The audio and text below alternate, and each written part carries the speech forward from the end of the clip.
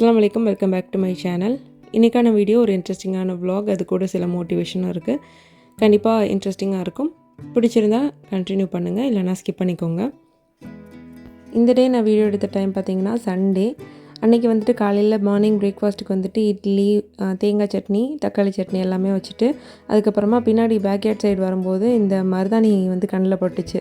நல்லாவே தளைஞ்சு நின்றுச்சு. சரி, இதை வந்து அரைச்சி வைக்கலாம் அப்படின்னு சொல்லிட்டு. இப்போல்லாம் ரொம்ப சூடாகுது, அதுவும் இல்லாமல் டீஹைட்ரேஷன் ஆகுது. என் பையனுக்கு இப்போ ரீசெண்டாக ஒரு இன்சிடென்ட் நடந்துச்சு. வாமிட்டிங் தான். ஹாஸ்பிட்டல் கூட்டிகிட்டு போகும்போது டீஹைட்ரேஷன் ஆச்சு அப்படின்னு சொன்னாங்க.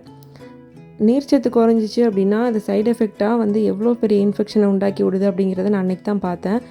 வாமிட்டிங், லூஸ் மோஷன் இந்த மாதிரி ப்ராப்ளம் வருது அப்படின்னாலே உடனே டீஹைட்ரேஷன் தான் ப்ராப்ளம்ன்றத நம்ம நோட்டீஸ் பண்ணணும் அப்படிங்கிறத அன்றைக்கி தான் நான் வந்து ரியலைஸ் பண்ணேன்.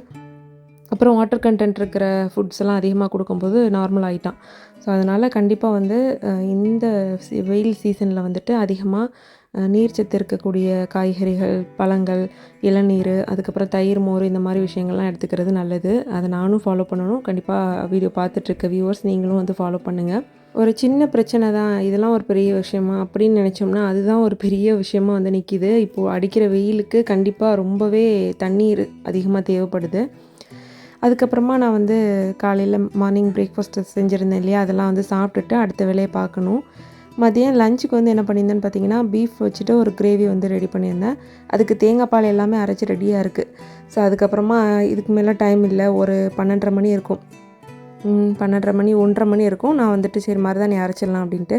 ஏன்னா மதியானம் வந்துட்டு கொஞ்சம் சாப்பிட்டதுக்கப்புறமா ஃப்ரீயாக இருப்போம் இல்லையா, அந்த டைமில் வச்சிடலாம் அப்படின்னு சொல்லிட்டு நான் வந்து ஃபஸ்ட்டு டைம் அரைக்கும்போது மட்டும்தான் இலையை ஊற்றி தண்ணி ஊற்றி அரைப்பேன். அதுக்கு மேலே வந்துட்டு இலையை வச்சு அப்படி தான் வந்து அரைப்பேன். இப்போ வந்துட்டு இலை போட்டு அதுக்கு மேலே வந்து அரைச்ச மருதாணி வைக்கிறேன் பார்த்தீங்களா, இந்த மாதிரி அரைக்கும்போது நல்லாவே கெட்டியாக வந்துடும். ஸோ அந்த மாதிரி தான் நான் வந்து அரைக்கிறது. இதில் வந்துட்டு நான் ஒரு 10-15 கிராம்பு வந்து சேர்த்து அரைக்கிறேன். இதில் ஃபஸ்ட்டு பேட்சில் வந்துட்டு ஒரு 5-6 கிராம்பு வந்து போட்டுட்டேன். அதனால் இதில் ஒரு 3 கிராம்பு வந்து போட்டுக்கிறேன்.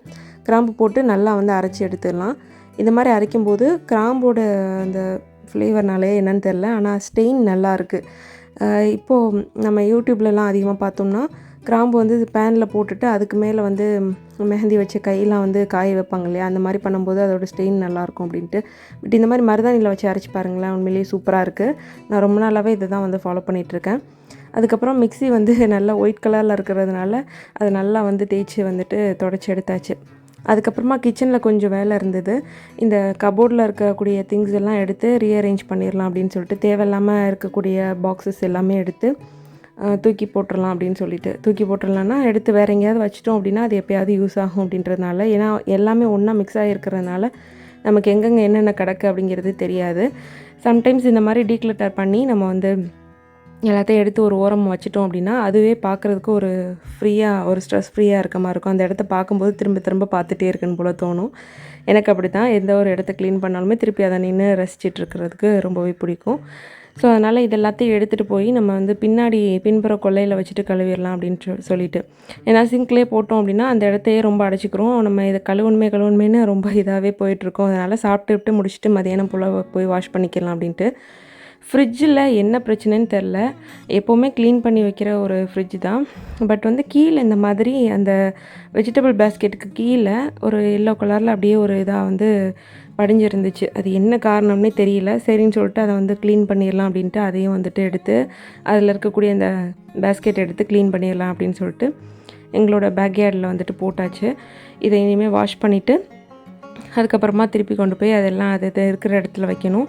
வாஷ் பண்ணி காய வச்சிட்டோம் அப்படின்னா தண்ணியெல்லாம் போனதுக்கப்புறமா எடுத்து வச்சிடலாம் அப்படின்னு சொல்லிட்டு.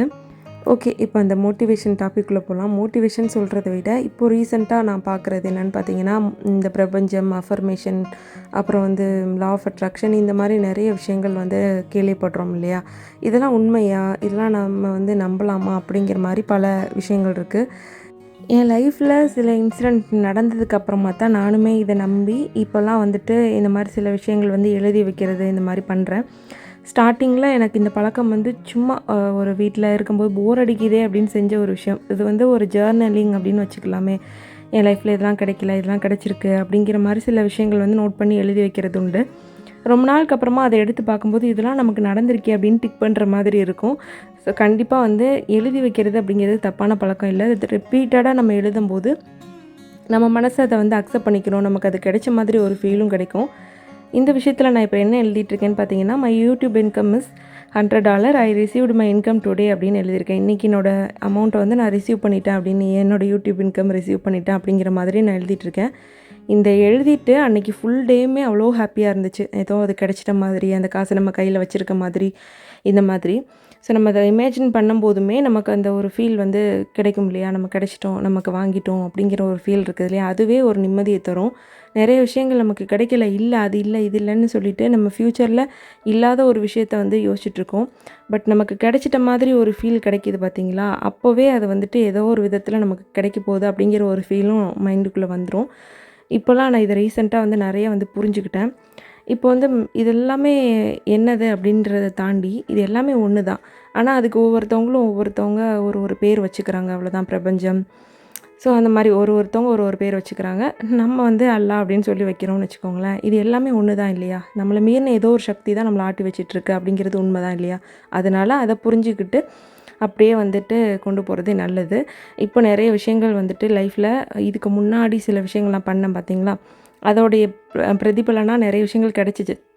சரி அதையே நம்ம ரிப்பீட்டடாக வந்து பண்ணுவோம் அப்படின்னு சொல்லிட்டு இப்போ ரீசெண்டாக வந்து நான் இதை ஃபாலோ பண்ணிகிட்டே இருக்கேன். இப்போ நிறைய விஷயங்கள் எழுதுறது எல்லாம் கிடைச்சிட்ட மாதிரி ஒரு ஃபீல் கிடைக்கிறதுங்கிறப்போ நம்ம லைஃப்பில் அது என்றைக்காவது ஒரு நாள் கிடைக்கும் அப்படின்னு சொல்லிட்டு ஒரு நம்பிக்கையும் வந்து வந்திருக்கு. நம்ம வந்து ஒரு சில நேரங்களில் வந்து துவா கேட்கும்போது சில விஷயங்கள் எப்படி பண்ணுறோன்னா, எனக்கு இது வேணும், இது இல்லை அப்படிங்கிற மாதிரி கேட்குறோம். அப்படி கேட்குறத விட எனக்கு இது வேணும் யா அல்லாஹ், எனக்கு இது எனக்கு கிடைச்சே தீரணும், நீ கொடுத்தே தீரணும். ஏன்னா அந்த மாதிரி பிடிவாதமாக கேட்கும்போது கண்டிப்பாக கிடைக்கும். நம்ம பெற்ற பிள்ளைங்களே எடுத்துக்குவோமே, ஏதாவது ஒரு விஷயம் பிடிவாதமாக கேட்கும்போது நம்ம வேறு வழியே இல்லாமல் வாங்கி கொடுப்போம். அந்த மாதிரி தான் நம்மளை விட 70 மடங்கு, தாயை விட 70 மடங்கு அதிகமான அன்பு கொண்டவன் இறைவன். ஸோ அவங்ககிட்ட நம்ம பிடிவாதமாக கேட்கும்போது கண்டிப்பாக கிடைக்கும். அந்த மாதிரி நிறைய விஷயங்கள் என் லைஃப்பில் நடந்திருக்கு.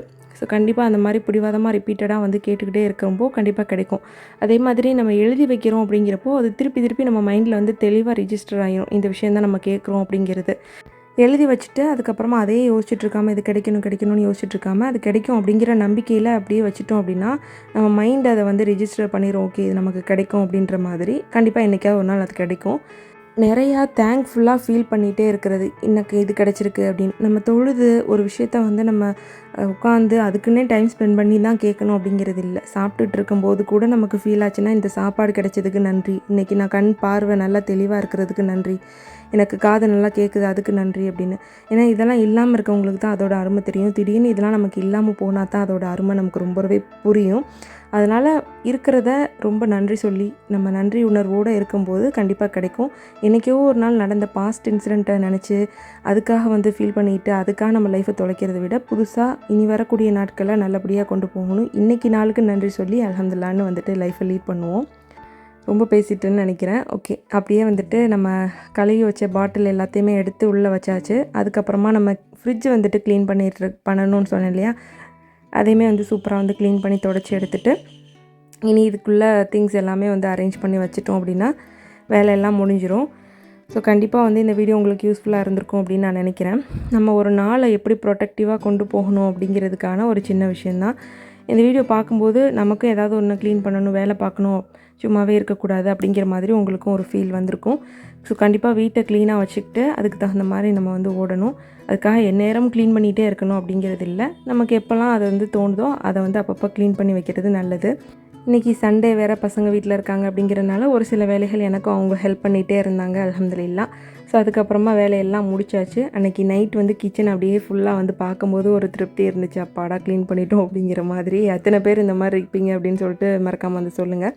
ஸோ இந்த வீடியோ இதோட முடிச்சுக்கிறேன். நெக்ஸ்ட்டு ஒரு இன்ட்ரெஸ்டிங்கான வீடியோவோட உங்களை எல்லாரையும் மீட் பண்ணுறேன். இந்த வீடியோ உங்களுக்கு யூஸ்ஃபுல்லாக இருந்துச்சு அப்படிங்கிறத மறக்காமல் வந்து சொல்லுங்கள். நெக்ஸ்ட்டு ஒரு இன்ட்ரெஸ்டிங்கான vlog-ஓட உங்கள் எல்லாரையும் வந்து மீட் பண்ணுறேன். தேங்க்யூ ஸோ மச் ஃபார் வாட்சிங்.